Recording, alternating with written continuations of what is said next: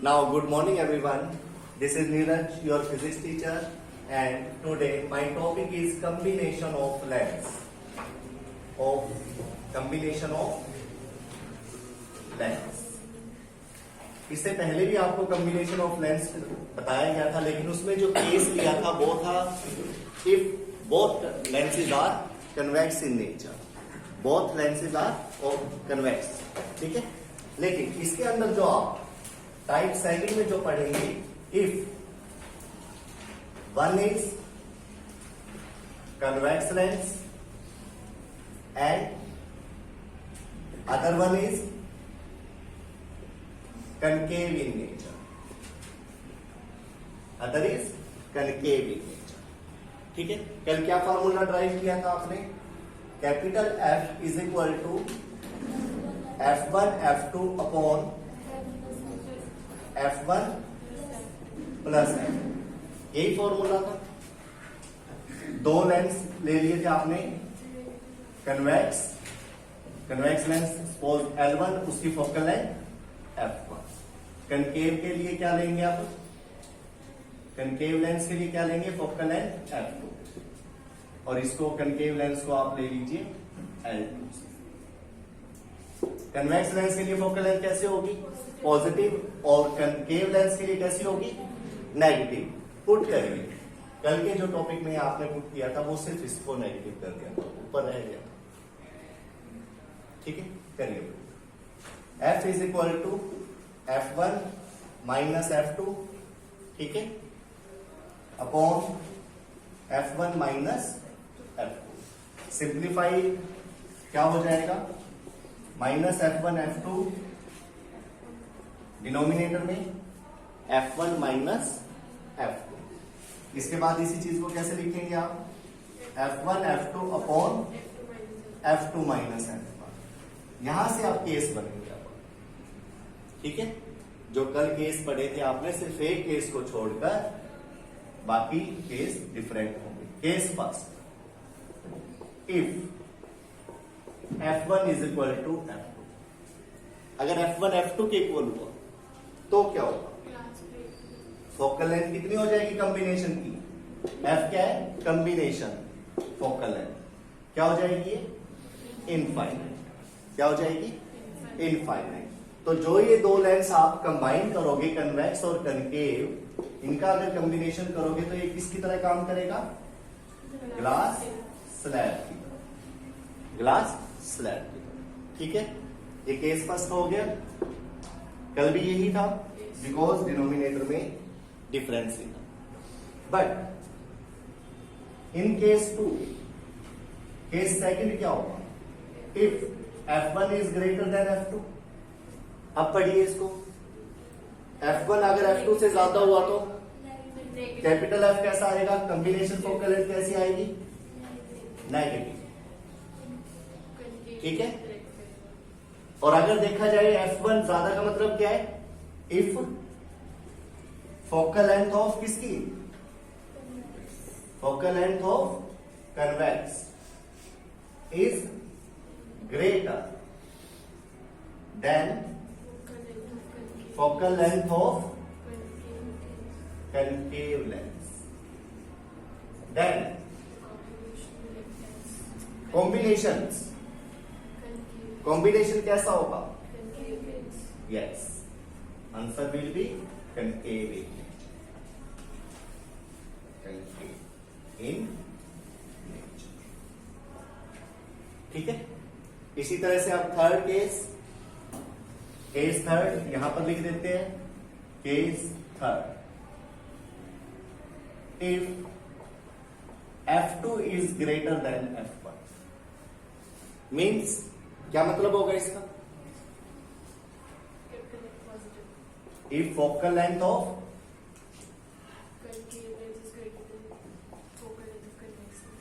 concave lens L2 you can say, क्योंकि यहां पे L1 L2 की अगर फोकल लेंथ यानी कि F2 इज ग्रेटर देन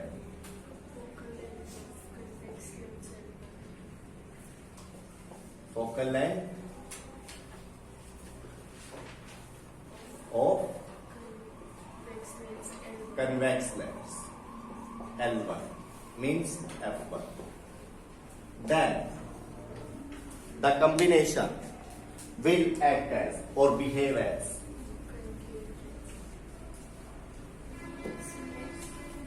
किसकी तरह काम करेगा? Convex in nature.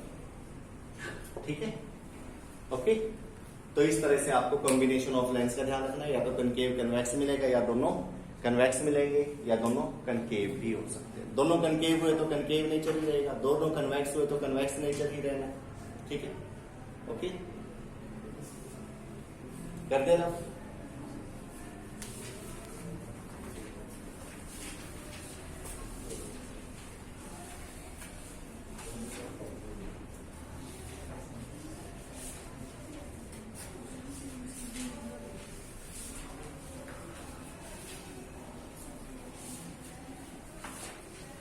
Now the next article is refraction through prism.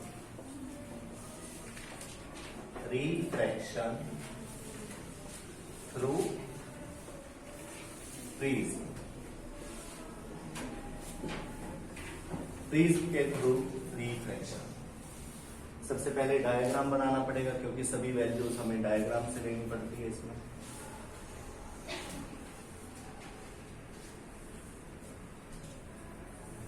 थोड़ा वाइड बनाना, बड़ा डायग्राम बनाना. तो ठीक है.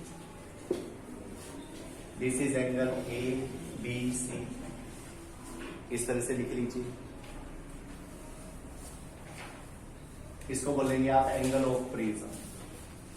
Angle of prism. ठीक है. इसके बाद लाइट को इंसिडेंट करिए. कोई भी ले लीजिए लाइट. व्हाइट लाइट को लेंगे यहां पर, फिलहाल व्हाइट लाइट को. बाकी आपको, और हाँ एक चीज और, व्हाइट लाइट में तो 7 कलर्स ऑफ लाइट होते हैं ना. ठीक है. और कुछ लाइटें ऐसी होती है जिसमें 2 हो, 3 हो सकता है सिंगल भी हो. सिंगल अगर वेवलेंथ की लाइट है तो उसको मोनोक्रोमेटिक बोला जाता है. क्या बोला जाता है? और अगर कॉम्बिनेशन है, कई लाइट्स है उसमें, 2 या 2 से ज्यादा है, तो उसको क्या बोल देंगे? पॉलीक्रोमेटिक बोल सकते हैं. ठीक. तो ये व्हाइट लाइट जो यहां पर स्ट्राइक कर रही है, यहां पर क्या कर रही है आप? नॉर्मल बना रहे हैं. Normal 90 degree A B face के साथ N2, और इस एंगल को नाम दे दीजिए आप एंगल आई. एंगल आई. और इस रे को क्या नाम देंगे? Incident ray. सिर्फ आई से लिखेंगे.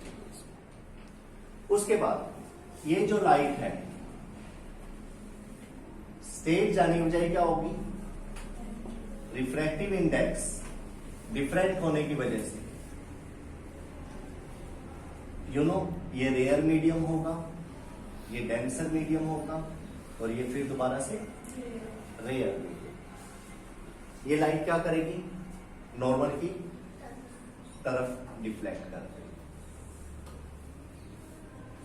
ठीक है. नाम दे दीजिए इसका P, इसको नाम दे दीजिए Q, इसको यहां पर जो स्ट्राइक कर रहा है यहां पर नाम R देंगे. अभी जहां पर भी ये स्ट्राइक कर रही है वहां पर आप फिर दोबारा से नॉर्मल ड्रॉ करेंगे. N2. इस एंगल को नाम देंगे आप R, इसको R1 नाम दे दीजिए, इसको R2. और जो ये लाइट बाहर निकलेगी इसको बोलेंगे अमरजेंट रे. ये होगी रिफ्रैक्टिव रे. PQR and this is S. PQRS. जो हमारा पाथ है लाइट का वो क्या है? PQ incident ray, QR refracted रे, और RS अमरजेंट रे. ठीक है. इसको आप आई से लिखेंगे. रिफ्रैक्टेड रे R से लिख सकते हो वैसे तो. ठीक है. कौन सी रे होगी? रिफ्रैक्टेड. और ये कौन सी होगी? एमरजेंट रे. और ये कौन सी होगी? इंसिडेंट. ठीक है. एंगल नॉर्मल के साथ इमर्जेंट रे का एंगल क्या लेंगे? एंगल थी। ये एंगल R1 और R1, जहां पर ये नॉर्मल कट कर रहे हैं इसको O पॉइंट बोलते हैं। ठीक है,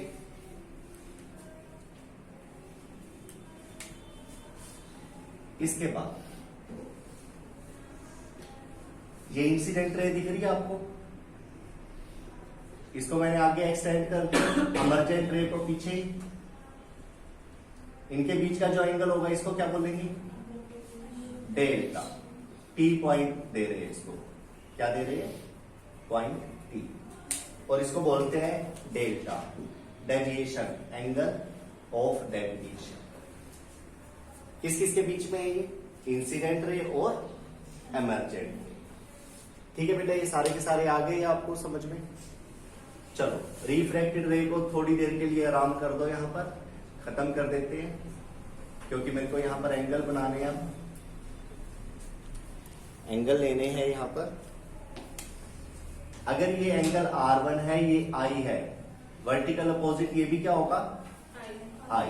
लेकिन ये कितना होगा? I minus R। इसी तरह से यहां पर ये वाला एंगल कितना होगा?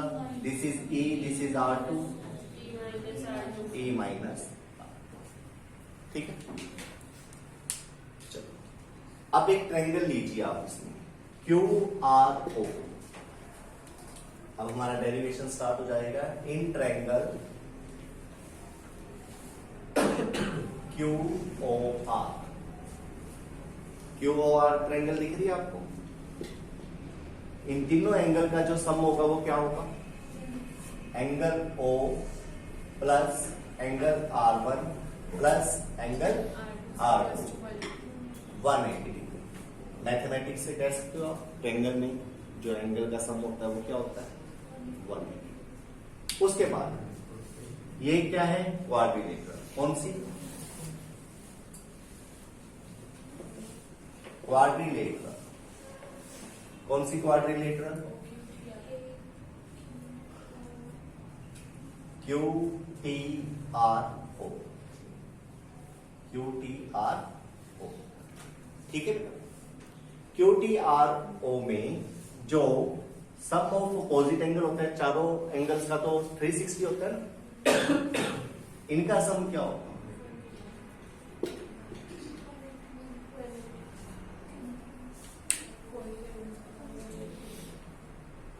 सॉरी, ए से लेना इसको, टी की जगह पर ए। क्वाड्रिलेटरल ये QARO, क्योंकि टी वाला एंगल हमने बना नहीं रखा, डेल्टा के लिए अलग से देखें। क्वाड्रिलेटरल QARO, इसमें अपोजिट एंगल देखिए, this is angle A, this is angle O। इन दोनों का सम क्या होगा? Angle A plus angle O is equal to 180। This is equation second. Compare करिए दोनों, कंपेयर करके आपको क्या मिलेगा यहां से? Compare both the equations, compare both the equations. We have angle A is equal to angle R1 plus angle R। ये तो आपको यहां से पता लग गया, दिस इज इक्वेशन। ठीक है, angle A is equal to R1 plus. अब इस ट्रायंगल को ले लीजिए, in triangle TQR,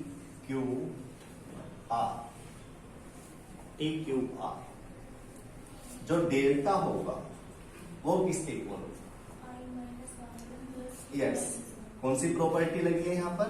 exterior angle is equal to sum of two opposite interior angles. Interior angle ये हो गया। ऑन सिंप्लीफाई, सिंप्लीफाई करिए इसको, I minus R1 plus E minus R2, I plus E minus R1 minus R2, this is equal to delta, delta equal to I plus E, minus common ले लीजिए, R1 plus R2, और इसी के साथ delta is equal to क्या आ गया, I plus E minus A। You can write in this way, और इसके साथ ही आपके पास आ गया A plus delta is equal to I plus E। Note करिए, नोट करिए, A plus delta is equal to I plus E। किसका sum, A plus delta is always equal to I plus E in case of prism. क्या होता है, जो आप prism का practical करेंगे, उस प्रैक्टिकल में आपने क्या करना है, प्रिज्म का प्रैक्टिकल 10th में भी किया था, करवाया था, लाइट ट्रेस करनी सिखाई थी, ठीक है। उसी में हमने क्या करना है, जो ये रे होती है इसी को एक्सटेंड करके एंगल ए की वैल्यू, हमारे पास जो प्रिज्म होता है लैब में निकोल प्रिज्म, उसकी वैल्यू 60 डिग्री लेते हैं। कितने लेते हैं, 60 डिग्री, क्योंकि इक्विलेटरल ट्रायंगल्स होती हैं, तीनों साइड इक्वल, ठीक है। इसकी वैल्यू 60 डिग्री। डेल्टा की वैल्यू आप जिस टाइम प्रैक्टिकल करोगे आई और ई दोनों ही मिलेंगे आपको। डेल्टा, इन दोनों का कॉम्बिनेशन अगर इन दोनों के इक्वल है तो समझना कि आपका जो डायग्राम बना है, रे डायग्राम बना है प्रिज्म के थ्रू रिफ्रैक्शन जो आपने करा है वो सही। अगर इनमें डिफरेंस मिला, सपोज ए प्लस डेल्टा आपने किया, वो आ गया आपके पास 102, सपोज एंगल ए की value 60 degree plus delta, delta आ गया आपके पास सपोज 35 डिग्री आ गया। आई आपने ले लिया सपोज यहां पर 45 डिग्री। तो यहां पर ई की वैल्यू क्या आनी चाहिए कि इक्वल हो, और आनी ही चाहिए। देख रहे हो ये इनका सम क्या होगा 95, इसका यहां पर क्या आएगा 50 आना चाहिए, यानी कि इन दोनों का सम इसके इक्वल हर हालत में आना चाहिए। अगर आपने कहीं पर भी देखने में कोई एरर रह गई ऑब्जर्वेशन करते हुए, या प्रिज्म को रखने में कोई एरर रह गई, ठीक है, इसे बड़ा ध्यान से रखना पड़ता है। प्रिज्म को जहां से उठाया जाए वहां पर ही रखना पड़ता है, बिल्कुल अकॉर्डिंग टू जैसे ग्लास स्लैब और प्रिज्म को रखता था। और यहां पर क्या करते थे, नेल्स लगाते थे। थोड़ा सा देखिए इसको। सबसे पहले आप इंसिडेंट रे इस तरह से एंगल आई लेंगे, ये आपके हाथ में होगा, आप जो मर्जी एंगल लीजिए। 35 से स्टार्ट हो जाना, 35, 40, 45, ठीक है, 5-6 डायग्राम बनाओगे। इसमें आप एंगल आई की वैल्यू सपोज आपने सबसे पहले 35 डिग्री, प्रिज्म को रखेंगे, लाइनें लगाएंगे। प्रैक्टिकल्स का साथ में बता रहा हूं क्योंकि जिस टाइम लैब में चलेंगे तो ज्यादा एक्सप्लेनेशन नहीं होगी, बताने में भी एक पीरियड लग जाता है। फिर क्यों ना वो अभी सीख लो, आप उधर जाकर फिर सीधा फाइनल आप उसको कर सकते हो। सबसे पहले प्रिज्म को रखा जाएगा, एक कार्डबोर्ड होगा, उसके ऊपर व्हाइट पेन पिन विन लगा कर रखेंगे, प्रिज्म को उसके ऊपर रखेंगे, साइड की बाउंड्रीज लगाएंगे ये एबीसी, और उसके बाद क्या करेंगे, उस प्रिज्म को एज इट इज उठाकर साइड में रख दिया जाएगा, ठीक है। उसके बाद यहां पर कोई पॉइंट चूज करेंगे आप, 90 डिग्री एंगल पर नॉर्मल ड्रॉ करेंगे। इसी पॉइंट से आप इंसिडेंट रे लेंगे, खुद ब खुद नॉर्मल और इसके बीच का एंगल क्या बनाएंगे 35, क्या बनाएंगे 35, ओके। उसके बाद प्रिज्म को उठाकर दोबारा से यहां पर रख दीजिए, इसी के ऊपर बिल्कुल एज इट इज जैसे रखा था आपने।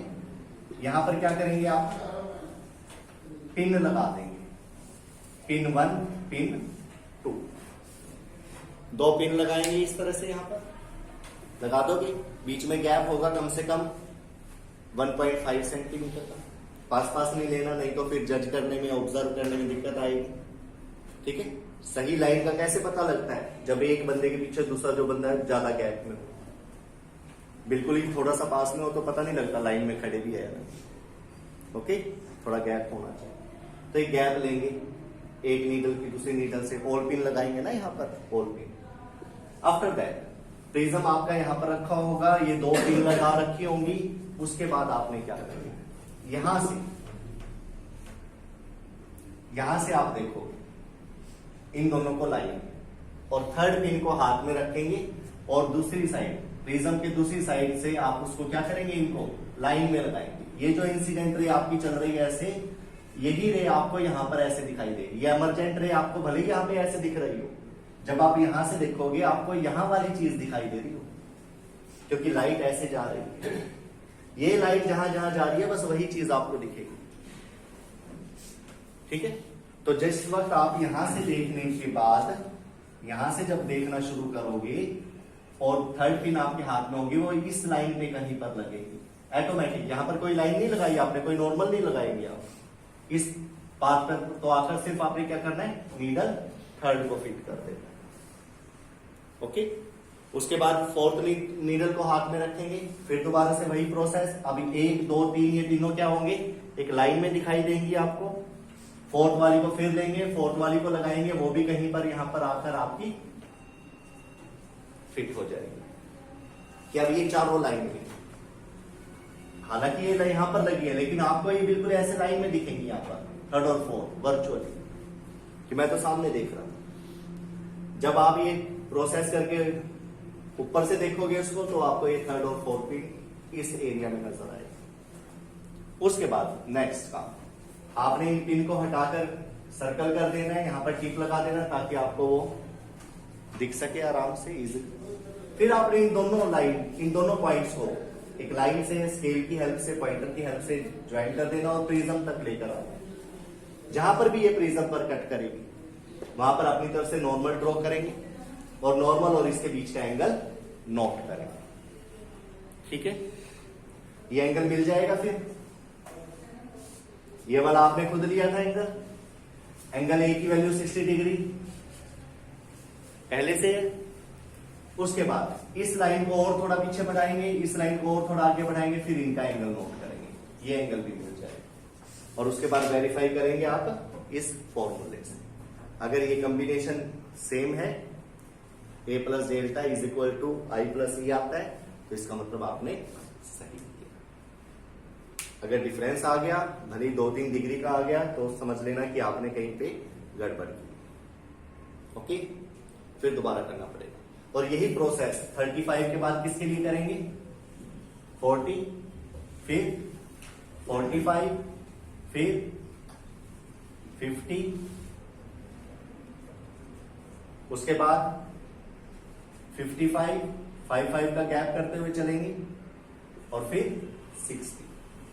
कितने डायग्राम करेंगे, 5 to 6, 5 to 6। और इसके बाद एक टेबल बनेगी। क्या बनेगी, टेबल। वो अभी बताता हूं मैं आपको। वो आपका ग्राफ पेपर होगा, टेबल के साथ ग्राफ बनेगा। वो ग्राफ अगर आपका वैसा आ गया तो आपका प्रैक्टिकल सही माना जाएगा, अदरवाइज गलत। जैसे ओम्स लॉ में आप करते थे, V और I की वैल्यू, V I की रेशो अगर सेम चल रही है तो ठीक है, स्ट्रेट इंक्लाइन लाइन आ जाए। तो अगर वो थोड़ी सी बेंट हो गई तो इसका मतलब क्या होगा कि हमने कहीं पर ऑब्जर्वेशन में या कहीं पर कोई गलती की। तो इसके बाद यहां तक फॉर्मूला नोट करने के बाद आगे हम इसके रिफ्रैक्टिव इंडेक्स की बात करेंगे। इसकी रिफ्रैक्टिव इंडेक्स, क्योंकि ये ट्रांसपेरेंट मीडियम है, लाइट रेयर टू डेंसर जा रही है, μ1 μ2 μ1 गिवन है, तो प्रिज्म का रिफ्रैक्टिव इंडेक्स क्या हो। सबसे पहली बात, मिनिमम डेविएशन। क्या चीज, मिनिमम डेविएशन, जिसको आप लिखेंगे डेल्टा एम। किससे लिखेंगे, डेल्टा एम। जो ये डेल्टा दिख रहा है आपको, ये हर एक केस में अलग अलग वैल्यू आएगी। कभी आप 35 ले रहे हो, कभी 40, कभी 45 एंगल ले रहे हो ना, यहां पर डिफरेंट। तो डेल्टा की वैल्यू वेरी करेगी हर बार, क्योंकि ये रहा फार्मूला। अगर आप आई को चेंज करेंगे तो डेल्टा पे तो इफेक्ट पड़ेगा। ठीक, तो बात आ जाती है कि जो ये डेल्टा है इसकी वैल्यू कम से कम क्या होगी, उसको बोलते हैं मिनिमम डेविएशन। मिनिमम डेविएशन यानी कि डेल्टा की वैल्यू डेल्टा एम हो जाए, ऐसी कंडीशन को बोलते हैं मिनिमम डेविएशन। क्या होगा इस कंडीशन में, जो एंगल आई होगा वो ई के इक्वल हो जाएगा। यानी कि इंसिडेंट रे जो एंगल बना रही थी नॉर्मल से, वो इमर्जेंट रे जो नॉर्मल के साथ एंगल बना रही है, वो दोनों क्या हो जाएंगे? इक्वल। और जो ये बीच वाली लाइन दिख रही है ना आपको, रिफ्रैक्टेड रे, नोट कर लीजिए इसको। जो ये रिफ्रैक्टेड रे दिख रही है आपको, रिफ्रैक्टेड रे पैरेलल हो जाएगी बेस ऑफ द प्रिज्म। क्या हो जाएगी? This Q R is parallel to क्या हो जाएगी? बीसी। किस कंडीशन में? जब डेल्टा की वैल्यू सबसे कम हो, इससे कम नहीं हो सकती, मिनिमम डेविएशन जब मिलेगा। ठीक है, ओके। एंगल आई इक्वल होगा, और जब ये इसके पैरेलल हो जाएगी तो R1 R2 कैसे होंगे?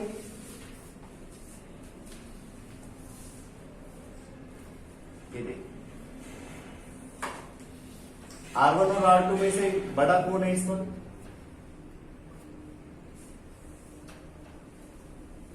ज्यादा एंगल कौन सा है आपके हिसाब से? जो भी फिगर दिख रहा है, R1 या R2? R1। अगर ये पैरेलल हो जाए तो बिल्कुल ऐसे इसके पैरेलल R1 R2 कैसे होंगे? तो जब I is equal to E होगा तो R1 इज इक्वल टू क्या हो जाएगा? R1 इज इक्वल टू क्या हो जाएगा? R।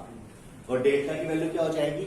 मिनिमम, बिल्कुल कम से कम। ओके, इस वैल्यू को रिफ्रैक्टिव इंडेक्स कैसे निकालते हो ट्रांसपेरेंट मीडियम का?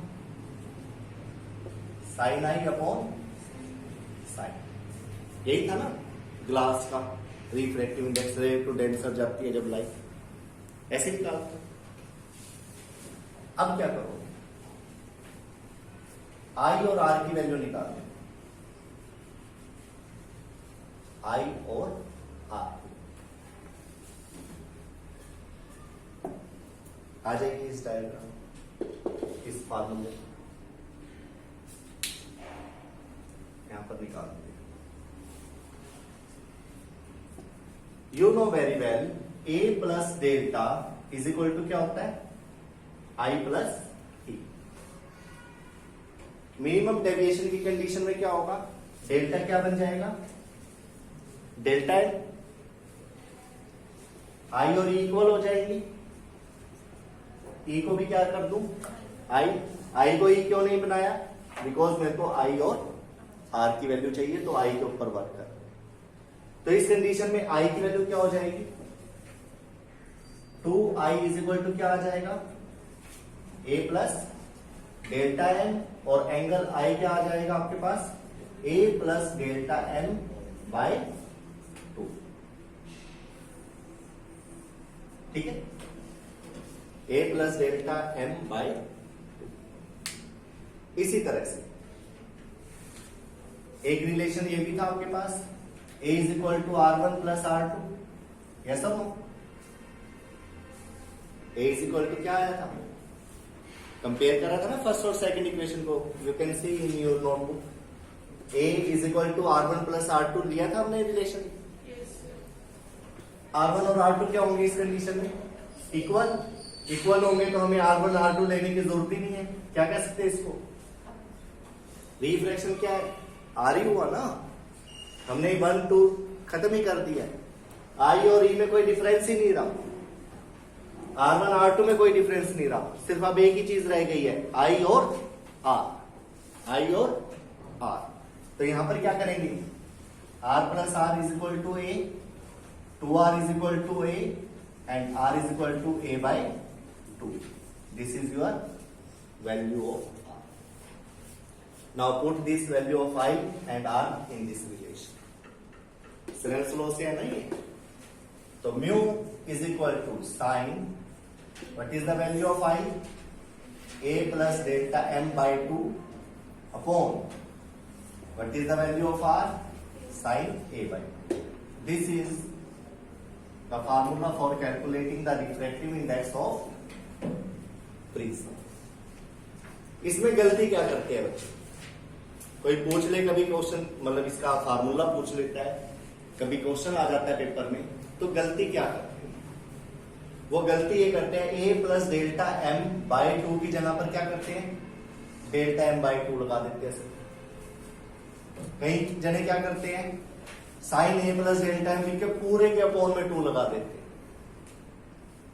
जो गलतियां करते हैं ना बच्चे एग्जाम में, जो हम चेकिंग करते हैं, तो वो फार्मूला तो याद कर लेते हैं, वैल्यू भी पुट करते हैं म्यू निकालने के लिए, बट प्रॉब्लम क्या रहती है कि वो इस जो अपॉन का ये साइन है ये पूरा ऐसे लेके कर देते हैं, इस 2 को कहीं और ही ले जाएंगे कर देते।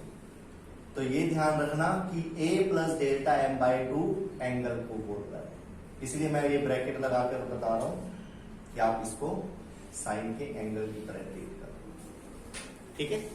तो ये आपका रिफ्रैक्टिव इंडेक्स ऑफ रेज। इसके बाद मैं टेबल की बात कर रहा था और ग्राफ की बात कर रहा था, उसको देखिए। वो लास्ट स्टेप होगा आपका प्रैक्टिकल और थ्योरी। कर लिया नोट, कर दो रहा।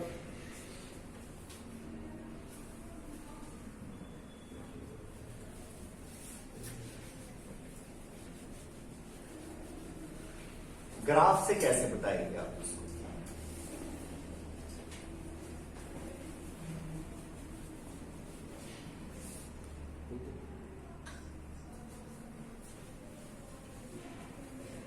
ग्राफ से कैसे लेंगे अब आप उसको, वो देखो। ये ग्राफ बनाएंगे सभी।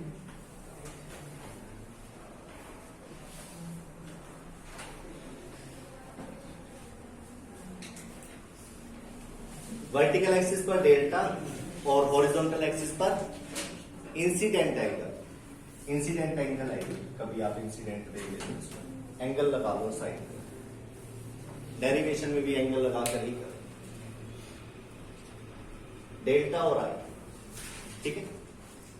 क्या होगा इसमें, जब आप ये डायग्राम बनाएंगे, 5 to 6 डायग्राम बनाएंगे, तो सबसे पहले एंगल आई की वैल्यू क्या लेंगे आप, 35 डिग्री। फिर क्या लेंगे, 40 डिग्री। उसके बाद 1 2 3 लगा दो, 45 डिग्री। समझना इस चीज को, 55। ये सर आपको मैसेज है प्रिंसिपल मैडम का? नो, उन्होंने बुलाया आपको नीचे। कोई बात नहीं, बाद में। ठीक। डेल्टा की वैल्यू, डेल्टा की वैल्यू क्या होगी जब एंगल आई, I1, I2, I3, I5 ये सब चलेंगे।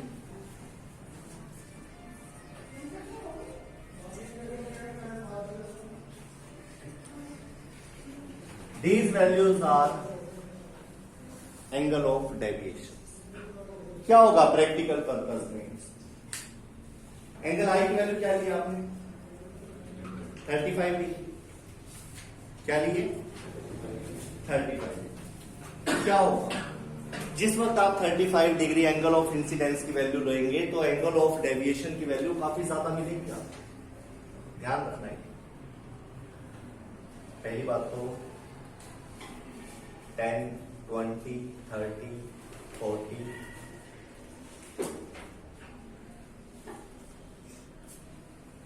10, 20, 30, 40, 50, 55, 60, ठीक है। 35 जब वैल्यू लेंगे आप एंगल ऑफ इंसिडेंस की, तो डेल्टा की वैल्यू काफी ज्यादा मिलनी है, तो इसका मतलब आपको कहीं यहां पर भी लगा लीजिए 10, 20, 30, 40, 50, 60, नियर अबाउट 60, 55 के करीब मिलेगी आपको। उसके बाद जैसे जैसे आप एंगल ऑफ इंसिडेंस की वैल्यू को इंक्रीज करेंगे, ये डिक्रीज होती जाएगी वैल्यू। मतलब यहां पर कितने ले ली, 58 लेंगे, जरूरी नहीं है 60 इस तरह से ही मिलेगी, 58 फिर कम होती चली जाएगी। 40 पर आओगे तो आपको सपोज ये 55 मिले, 45 पे आओगे तो क्या पता है आपको 50 तक मिल जाए, कम होती चली जाएगी। 50 पर आओगे तो क्या होगा,